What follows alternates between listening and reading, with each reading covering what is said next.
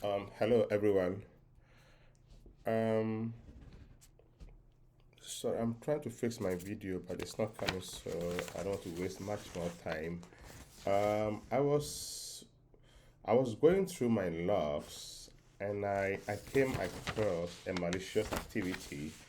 Um, as you can see here on my screen, and I wanted to find out why, and I realized that the IP address maybe another IP address, maybe try to get into the environment. So I'm going to find a way how to block this malicious activity. So that is what I'm going to do right now. So I'm going to demonstrate, according to PCI DSS requirement 1, how to block those IP using the live Azure environment. So that is what I'm going to use right now.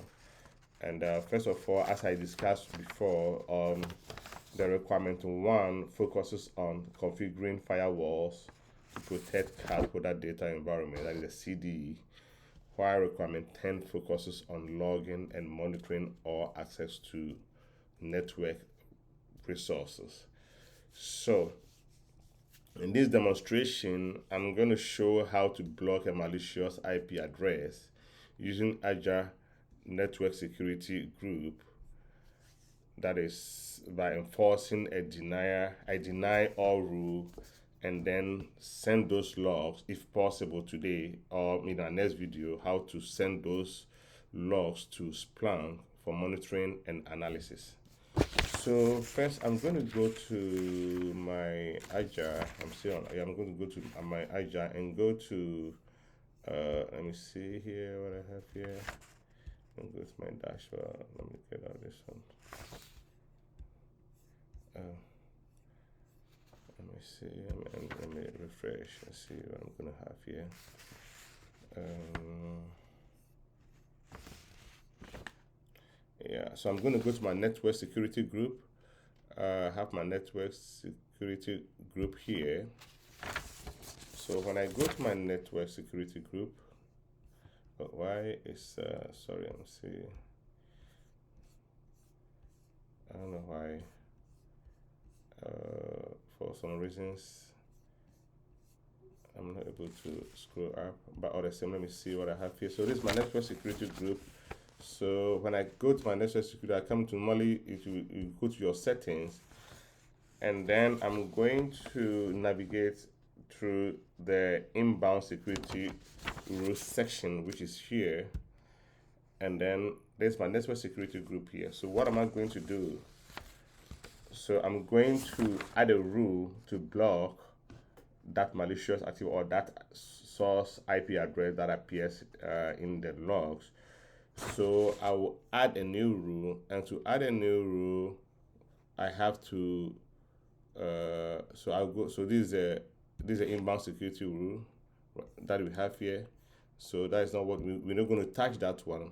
We're going to add a new rule. So I will come here. I will go to add rules.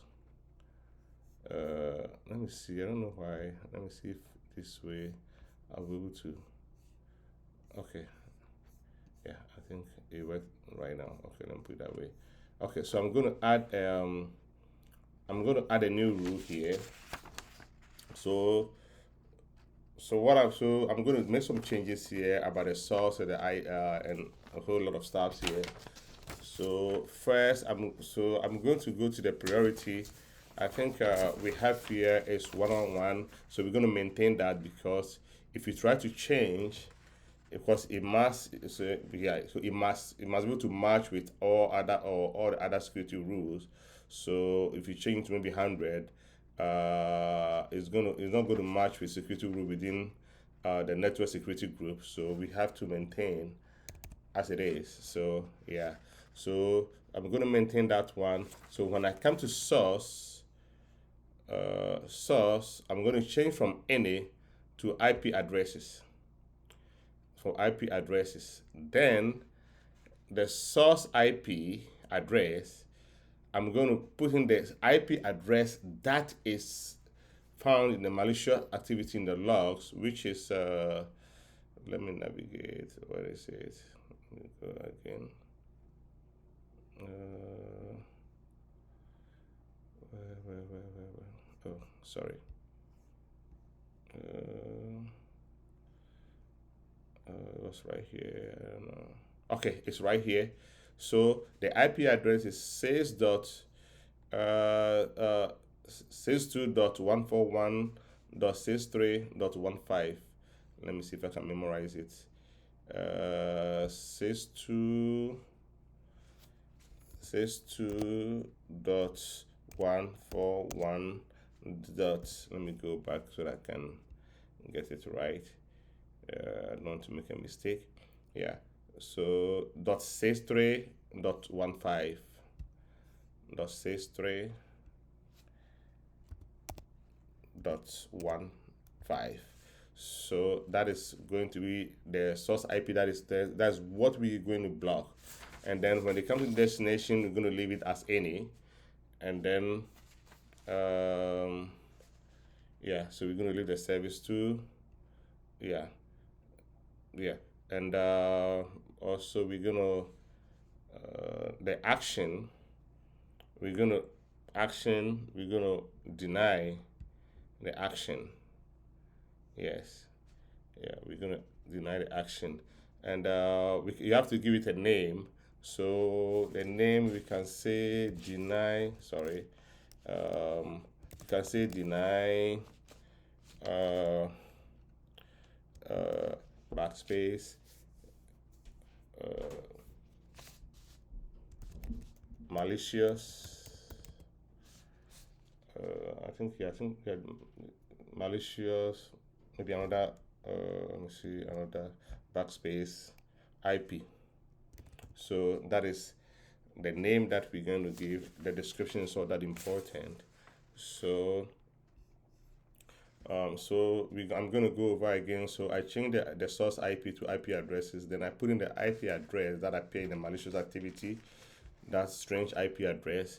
This is what we're going to block. Then we're going to leave the destination to any, and then we're going to maintain the port range. Then we're going to change the action to we're going to change the action to deny. We're going to maintain the protocol as any. Then we leave it as it is so that you can match with the other network security groups. Then we give it a name, deny malicious IP. So let me make the IP. Okay, that's fine. Malicious IP. Let me make it capital. Yeah. Then we let description. Then we add. So we are adding the new rule. So the new rule has been added. Yeah. So we have our inbound rule, which is here, and there's a new rule, which is here. Yeah. So this new rule is going to kind of block this IP address so that any future access will not be able to go to be denied automatically. So that is what that is how you block a malicious IP address. So first of all, you must be because it's a source IP. That is why you have to go to the inbound to make sure we block any incoming traffic. Yeah, with that IP address. Yeah, and if you're able to do that, so this kind of configuration support the PCI DSS requirement 1, which requires restriction inbound and outbound traffic to only what is necessary. So by doing so, or by explicitly by trying to deny this malicious IP, you ensure that even if there is a permissive allow rules, this traffic is blocked first.